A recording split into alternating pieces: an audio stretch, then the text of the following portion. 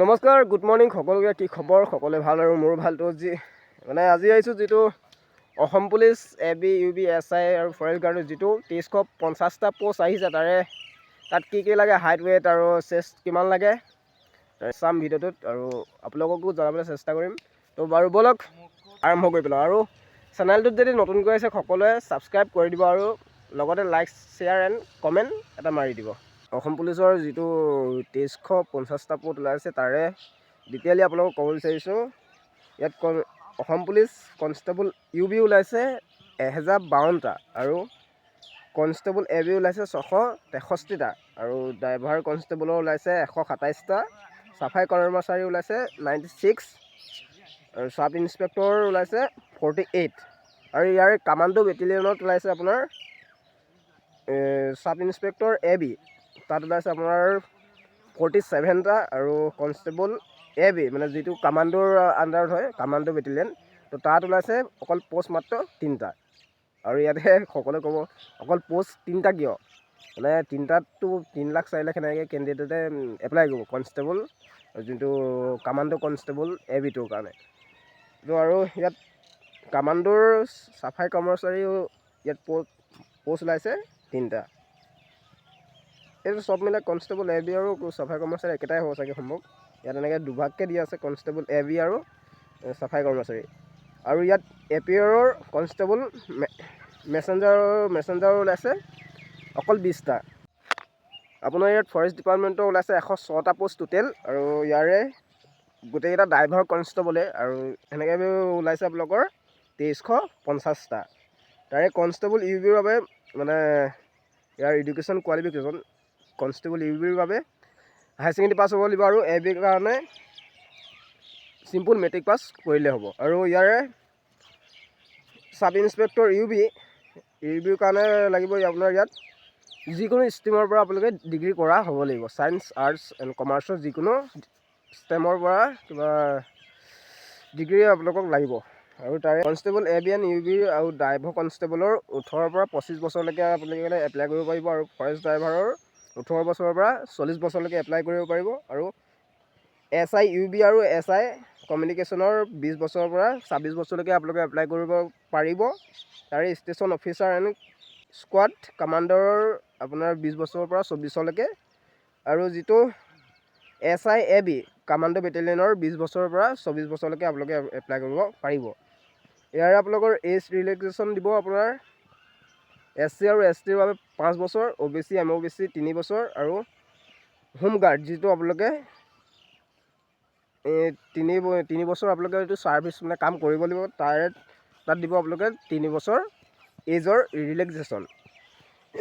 তাৰে ইয়াত আহিলে আপোনাৰ ফিজিকেল ষ্টেণ্ডাৰ্ড টেষ্টত কি ইয়াত আপোনালোকক বিচাৰিব।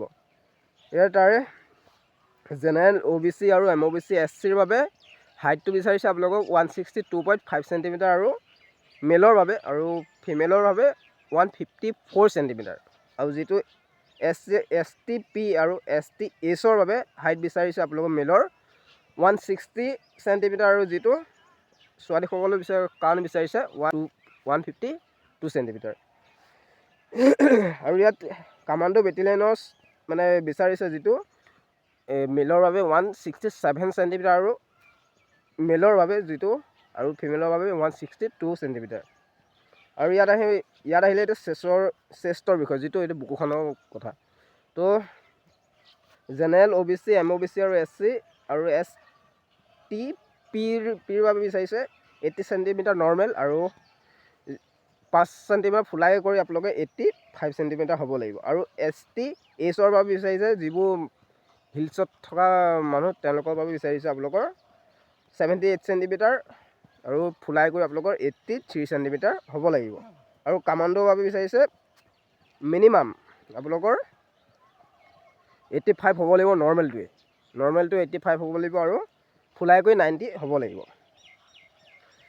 আৰু ইয়াৰ এতিয়া চিলেকশ্যন প্ৰচেছ কেনেকুৱা হ'ব, মানে ফৰ কনষ্টেবল আৰু ড্ৰাইভাৰৰ বাবে প্ৰথমতে PET, তাৰপিছত হ'ব PST, তাৰপিছত ৰিটেন টেষ্ট, তাৰপিছত যোনবোৰে ড্ৰাইভাৰৰ বাবে দিব তেওঁলোকক বিচাৰিছে ড্ৰাইভিং টেষ্ট আৰু সকলো পষ্টৰ চিলেকশ্যন প্ৰচেছ প্ৰায় একেই, কিন্তু তাত কিছুমান NCC আৰু আপোনাৰ কিবা বেলেগ চাৰ্টিফিকেট দৰকাৰ হয় কিছুমানৰ।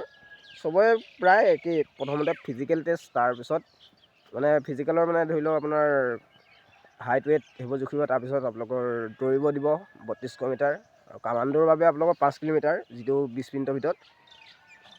চবৰে চাবলৈ গ'লে একেই, কিন্তু যিটো কিছুমানৰ মানে এক্সাম নহয়, আৰু মানে কিছুমানৰ ধৰক NCC চাৰ্টিফিকেট সেনেকৈ NCC C চাৰ্টিফিকেট দৰকাৰ, মানে পাছ মাৰ্ক বেলেগকৈ এক্সট্ৰাকৈ যিটো পাছ মাৰ্ক দিব তাৰ বাবে। আৰু